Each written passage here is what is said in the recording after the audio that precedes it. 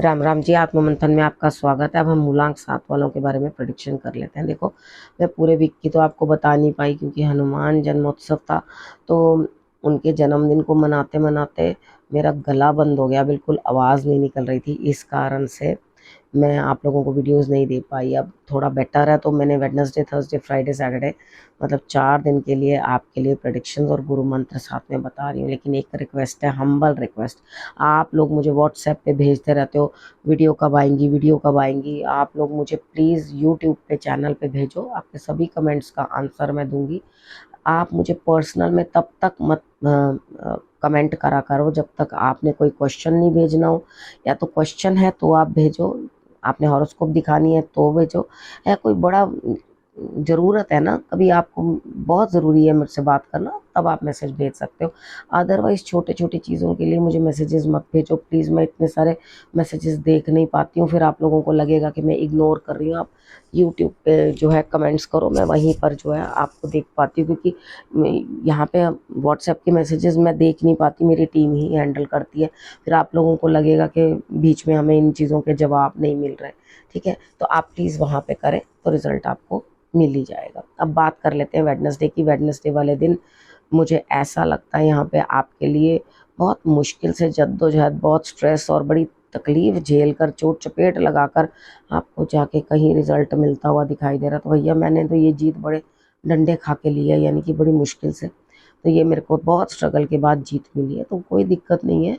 आप उस दिन आपने करना क्या है, तुलसी दल लेकर आप हनुमान जी को लड्डू देकर उसके बाद उनको जो है भोग लगवाना और उसके बाद उनके आगे जोत भी जगाना।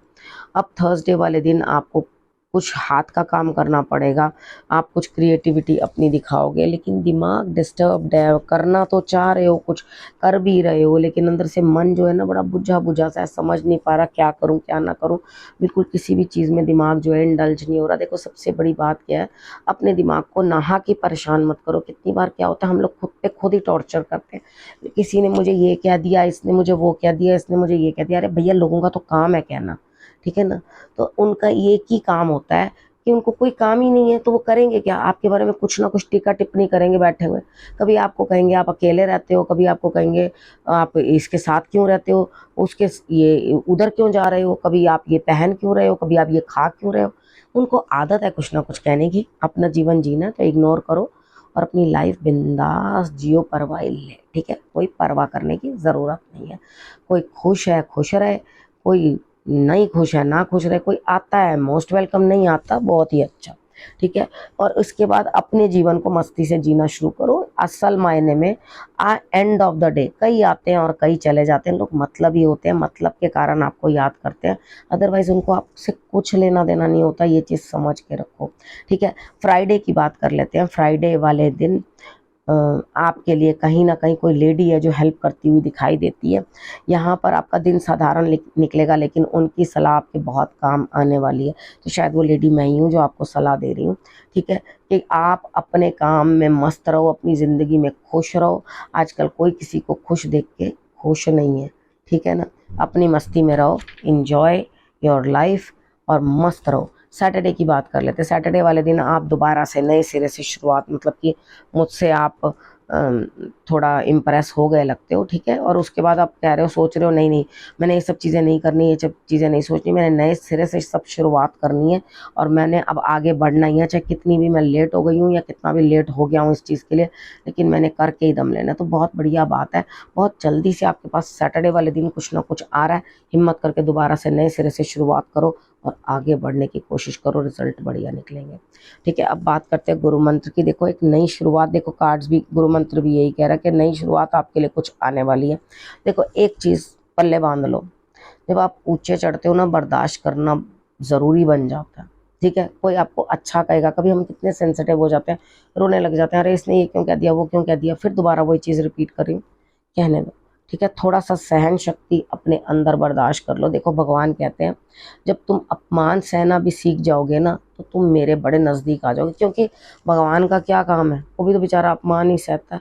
उसको कहते हैं, हम रोज सुबह उठते सर उसको शिकायतें करनी शुरू कर देते हैं, अरे भगवान तो बड़ा बेकार है, तूने मेरे लिए ऐसा क्यों किया, तूने मुझे वो क्यों नहीं दिया, मुझे ये क्यों नहीं दिया। लेकिन चंद दिन होते हैं तो ऐसा लगता है अरे भगवान तूने बहुत ही अच्छा किया, ये नहीं हुआ।